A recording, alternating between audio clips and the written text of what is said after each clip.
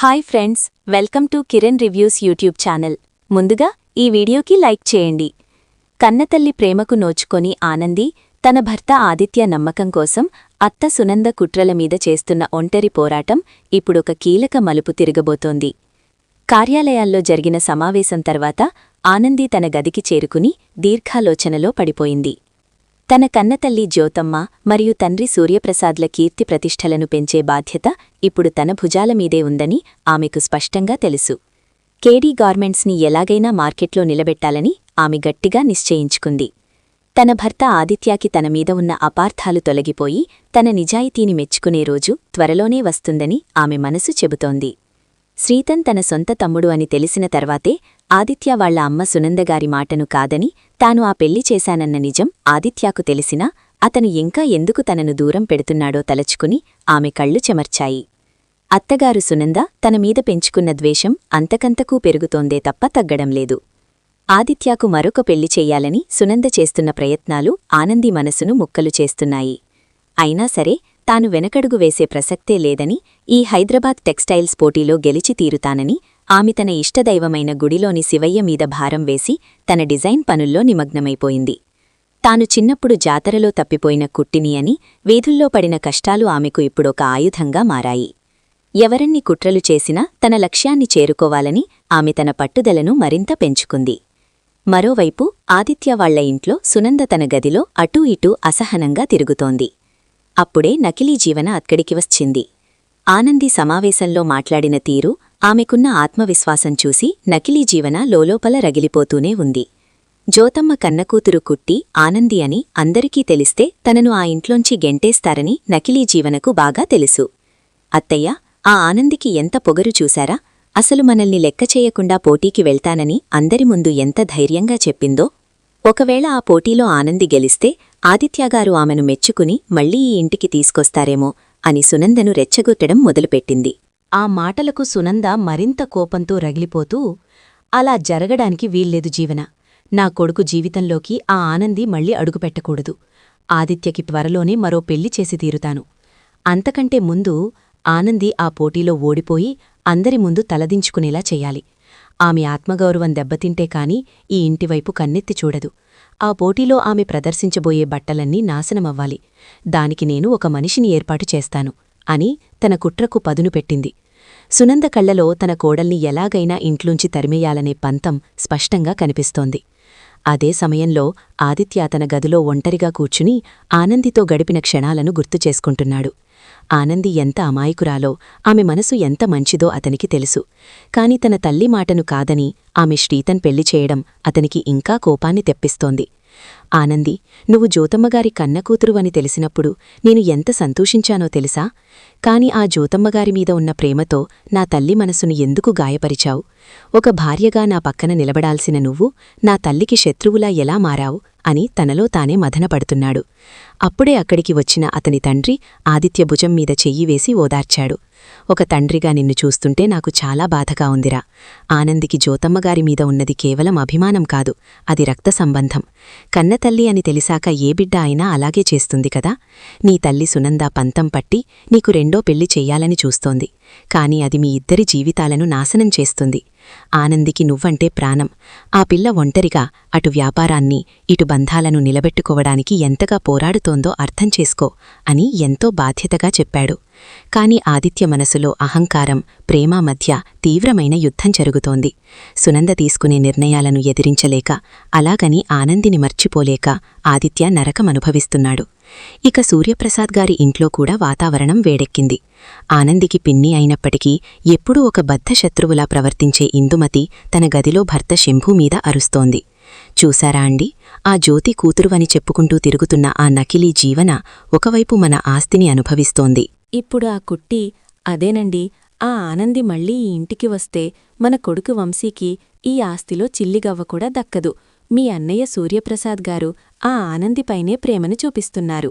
ఆ కుట్టి జాతరలో తప్పిపోయినప్పుడే పీడ వదిలిపోయింది అనుకున్నాను. కాని మళ్లీ వచ్చి మన నెత్తిమీద కూర్చుంది. ఆనంది ఆ పోటీలో గెలిస్తే ఆమె స్థానం మరింత బలపడుతుంది. నేను సునందతో కలిసి ఆనందిని ఓడించడానికి ఏం చెయ్యాలో ఆ ప్లాన్ చేస్తాను అని విషం చిమ్మింది. దానికి శంభూ విసుక్కుంటూ, నీ కుట్రలు బుద్ధులు ఎప్పటికీ మారవు ఇందుమతి. వాళ్ల దారిని వాళ్ళని వదిలేసి మన పని మనం చూసుకుంటే మంచిది. నువ్వు అనవసరంగా జ్యోతిని, ఆనందిని ఇబ్బంది పెడితే చివరికి నువ్వే అనుభవిస్తావు అని చెప్పి అక్కడ్నుంచి వెళ్ళిపోయాడు. కుటుంబ పెద్దలైన గౌరీప్రసాద్, హైమావతిగారు కూడా ఆనంది పడుతున్న కష్టాలను చూసి బాధపడుతున్నారు. ఆనంది ఈ ఇంటి అసలైన వారసురాలు అని వాళ్లకు తెలియకపోయినా ఆమె మంచి మనస్సు వాళ్లందరినీ కట్టిపడేసింది. జ్యోతమ్మ పూజగదిలో దేవుడి ముందు కూర్చుని కన్నీరు మున్నీరుగా ఏడుస్తోంది. తన కన్నబిడ్డ కుట్టి చిన్నప్పుడే జాతరలో తప్పిపోయిన సంఘటన ఆమె మనస్సును ఇంకా కోస్తూనే ఉంది. ఇప్పుడు తన ముందున్న నకిలీ జీవన తన కన్నకూతురు కాదని ఆమె మాతృహృదయానికి ఎప్పుడో అర్థమైపోయింది. ఆ నకిలీ జీవన ప్రవర్తన ఏమాత్రం సూర్యప్రసాద్ కుటుంబానికి తగ్గట్టుగా లేదని జ్యోతమ్మకు తెలుసు. కాని ఆనందిని చూసినప్పుడల్లా తన బిడ్డ కుట్టి ఆమెలోనే కనిపిస్తోంది. జ్యోతమ్మ గుడికి వెళ్లి అమ్మవారికి మొక్కుకోవాలని కారులో బయల్దేరింది. గుడిలో పూజారి తాతతో తన బాధను పంచుకుంటూ శివయ్య నామస్మరణ చేస్తూ కూర్చున్న ఆనందిని చూసి జ్యోతమ్మ మనసు ఆనందంతో నిండిపోయింది. ఆనంది దగ్గరికి వెళ్లి ఆమె తలనిమిరింది. జ్యోతమ్మ రాకను గమనించిన ఆనంది వెంటనే లేచి ఆమె పాదాలకు నమస్కరించింది. జ్యోతమ్మగారు, మీ ఆశీస్సులు నాకెప్పుడూ ఉండాలి. రేపు జరగబోయే పోటీలో నేను గెలిచి తీరాలి అని ఆనంది ఎంతో ఉద్వేగంతో అడిగింది. జ్యోతమ్మ ఆమెను గుండెలకు హత్తుకుని, నీ విజయాన్ని ఎవరూ ఆపలేరు ఆనంది. నీ కళ్లలో ఉన్న నిజాయితీ నిన్ను ఎప్పుడూ కాపాడుతుంది. నిన్ను చూస్తుంటే నా కన్నకూతురు కుట్టి నా పక్కనే ఉన్నట్లు అనిపిస్తుంది. నీలాంటి ధైర్యవంతురాలైన కూతురు ఉన్న తల్లి ఎంతో అదృష్టవంతురాలు అని కన్నీళ్లు పెట్టుకుంది. ఆనంది కూడా తాను ఆమె సొంత కూతురిని అని చెప్పలేక తనలో తాను ఏడ్చుకుంటూ అమ్మ ప్రేమను ఆస్వాదించింది. పోటీకి ముందు రోజు రాత్రి ఆనంది చాలా కష్టపడి అద్భుతమైన వస్త్ర ఆకృతులను సిద్ధంచేసి కార్యాలయంలో ఉంచింది.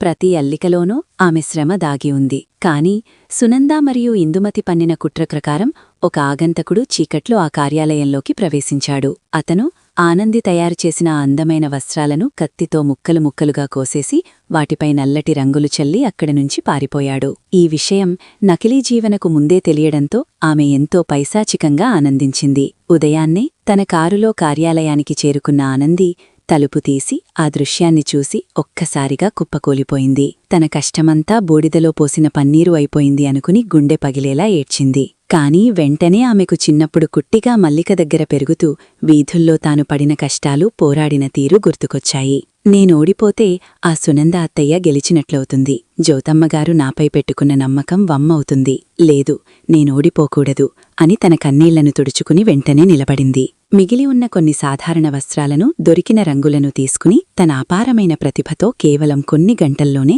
మునుపటి కంటే అద్భుతమైన సరికొత్త మోడల్స్ని ఆమె స్వయంగా తీర్చిదిద్దింది. కన్నతల్లి ఇచ్చిన ధైర్యం ఆమెను వెన్నుతట్టి నడిపించింది. హైదరాబాద్ నగరంలో ఆ వస్త్ర ప్రదర్శన పోటీ అత్యంత వైభవంగా మొదలైంది. నగరం నలుమూలల నుంచి ఎంతోమంది వ్యాపారవేత్తలు అక్కడికి చేరుకున్నారు. అందరూ తమ తమ ఖరీదైన కార్లలో సభా ప్రాంగణానికి దిగుతున్నారు. సునంద, ఆదిత్య, నకిలీ జీవన, ఇందుమతి అందరూ ముందు వరుసలో కూర్చున్నారు. సూర్యప్రసాద్, జ్యోతమ్మ, శంభు కూడా అక్కడికి వచ్చారు. సునంద పెదవులపై ఒక క్రూరమైన చిరునవ్వు ఉంది. ఆనంది ఇక ఇక్కడికి రాలేదని, వచ్చినా అవమానంతో తిరిగి వెడుతుందని ఆమె గట్టిగా నమ్ముతోంది. అందరూ తమ తమ బ్రాండ్స్కి సంబంధించిన వస్త్రాలను ప్రదర్శించడం పూర్తయింది. చివరగా కేడీ గార్మెంట్స్ పేరు పిలిచారు. కొన్ని క్షణాల పాటు ఎలాంటి అలికిడీ లేదు. ఆదిత్య గుండె వేగంగా కొట్టుకుంటోంది. ఆనంది ఎందుకు రాలేదా అని అందరూ ఎదురుచూస్తున్నారు.